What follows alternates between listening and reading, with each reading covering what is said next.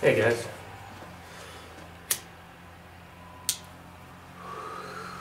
So, I hope you enjoyed my little About Me post. That was kind of a pain in the ass to do. And not editing-wise, because as you could tell, there wasn't a single jump cut in it. It's exactly how I freaking like it. It's how I used to do it. But the time constraint on YouTube, 15 minutes, is actually 15 minutes and 30 seconds. So I had to, just kind of trim a little off the ends and hope for the best. 15 minutes, 27 seconds made it. But anyway, I'm thinking I'm going to go back to what I used to do, rant and smoke. So, here's the deal. I'm job hunting again. Face it. Again, I'm gonna say it. It's summer and I'm fucking bored. I have nothing really to do. Nothing to occupy my time for extended amounts of time. So, just gotta, pick up something, anything. A few job leads here and there, just trying to make it work. I didn't apply for summer school funding, so that kind of went out the damn window. So no summer school at WNC for me. However, I did find a couple of free online courses. A couple, my ass. MIT does a shit ton of online courses. Search up OpenCourseWare. I think it's ocw.mit.edu. Check it out. If you're into learning as much as I am, you'll enjoy the fuck out of this site. Also, there's a few other sites. Just be careful. A lot of these sites are scams, but So, a couple of good job leads here and there. There's one I'll be working with, if I get it, I'd be working as a counselor, a substance abuse counselor for teens. Kind of interesting, having the been there, done that experience. I could probably relate. There's a few other leads. One is as a security guard through Securitas, the company that I worked for before, back in 2003 to 2004. But, it is what it is. So, there's one thing about the job hunt that's thoroughly irritating, is I've been out of work for so damn long that I don't remember my exact, work history. I remember about 80% of the places I've worked at, but the dates I've worked at them kinda slip my memory. It's like, my brain doesn't work, So, there's that. And, when you pick up an application, they usually ask for the previous 3 to 5 on the application itself, but they also add the caveat that they want, more history. Some ask for up to 10 years of work history. Yeah, I have 10 years of work history under my belt. Am I going to remember all of it? Fuck no. Am I going to list all of it? Fuck no. Most of my jobs, I didn't last, more than 4 months, but, those were primarily temporary positions or, shit like that. The ones I did stay at long term didn't fully pan out, but I stuck with them. And that's one thing that bothers me about work, is you go in to the interview, you sell yourself, you whore yourself to this person, in a metaphoric sense, of course, so that they'll give you the job.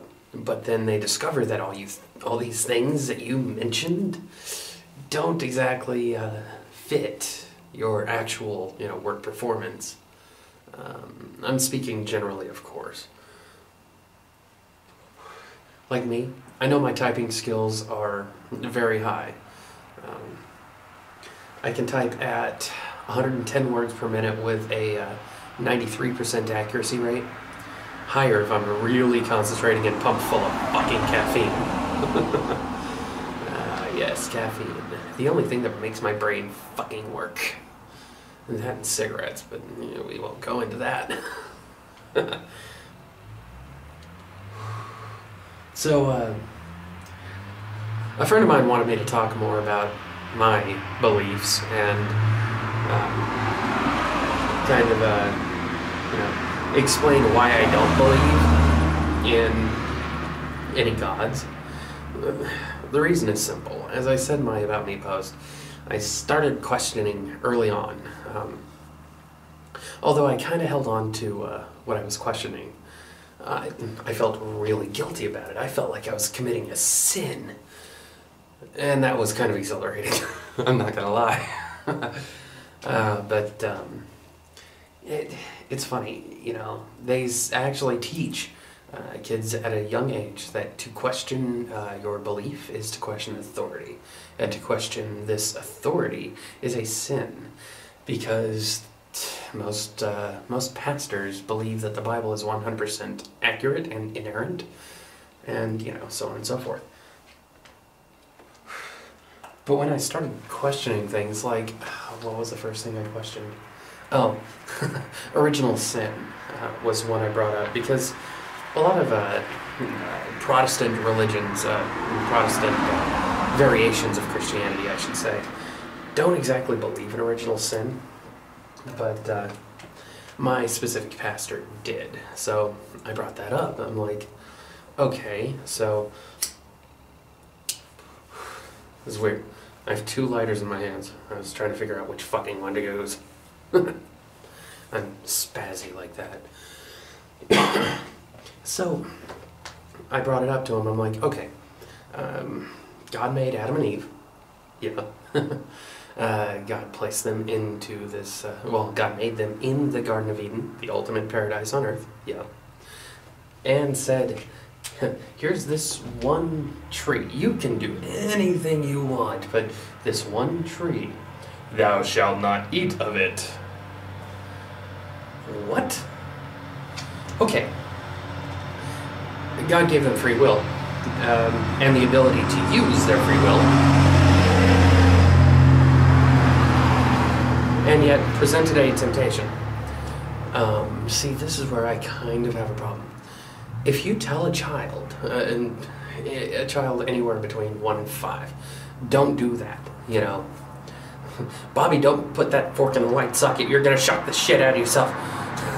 If you tell him that, what's he gonna do? Grab a fork and head straight for the light socket, a fucking beeline for it. Maybe an eye line, lowercase I. Anyway, I'm not gonna Dane Cook myself, I fucking hate Dane Cook. But, he goes straight for it and tries to put it in there, And if he's successful, he's going to shock the shit out of himself. He's going to fucking learn, Just to say, don't do it, is not going to work. Yeah, I'm going to do it because they said don't do it. And so, these 2 adults, I got to put air quotes because they were just fucking created. They are infantile. God's like, don't do it, and they're like, ooh, fruit, pretty. And then a talking snake, really. What? Them being tempted isn't explanation enough? You gotta add the talking fucking snake, don't you? Well, I have my own theory about that. I'm kind of a ancient astronaut type fan. I'm a nerd for that kind of shit. I believe that the talking snake could have been an alien, if you want to take a more metaphorical sense, the talking snake could have been Adam's penis, and the fruit could have been Eve's virginity. But we won't go there. I'm sure Rule 34 exists on that one anyway. So, point is, don't do it. Hey, we're gonna do it. So, whatever, you know, and my pastor was fucking furious with me. But moving on from that, I questioned, you know, a couple of years later, Noah's Ark. I looked at the dimensions. At 11 and 12 years old, you already have an idea of, you know, this is about a foot, you know. So I took out the measurements. I'm like, okay, blah, blah, blah. I mapped it out. I was a fucking nerd. I had no life. I was homeschooled. And I sketched it out. And then I, you know, drew relative sizes of all the animals and tried to, you know, fit them into this sketch. And it just didn't fucking work. So I'm like, okay, this doesn't work with me. Well, it was a miracle. It was a miracle. Okay, it was a miracle. Whatever. So I held on to that till I was like 16 or 17. Then I started really, you know, really going against the grain. And by the time I was 18 or 19, I realized that my faith wasn't going anywhere. I didn't believe anything in the Bible was true. So I started reading other holy texts, which my parents really loved that one. And, you know, I started learning more and more. And it was, you know, by that time I'm like, you know what, fuck this. Okay, I'll pretend, but fuck this. And so I went to the church every Sunday. I watched, as my buddy Rav says, all the people, you know, seagrassing. It's when they all put their hands up and they start swaying back and forth to the music and rhythm. And they all get going, and it's just one big seagrass. And so it kind of stopped working for me. And that's really where it is. You know, I understand a lack of faith to be true because that's what I know. That's how I exist. And I don't, like I said, I don't have the ability to blindly follow anything, you know. That's why when I say Hail Eris, I'm not saying Hail Eris. I'm saying, hey, chaos theory, fuck yeah, for the win. Or Hail Bob, you know. Yeah, we all know. But this isn't all to say that I couldn't be wrong. You know, I could be. And I could be dead fucking wrong. However, and yes, I do concede to that. Every time I have a religious debate, I say, hey, I could be wrong. But I believe that I'm 99.999% right.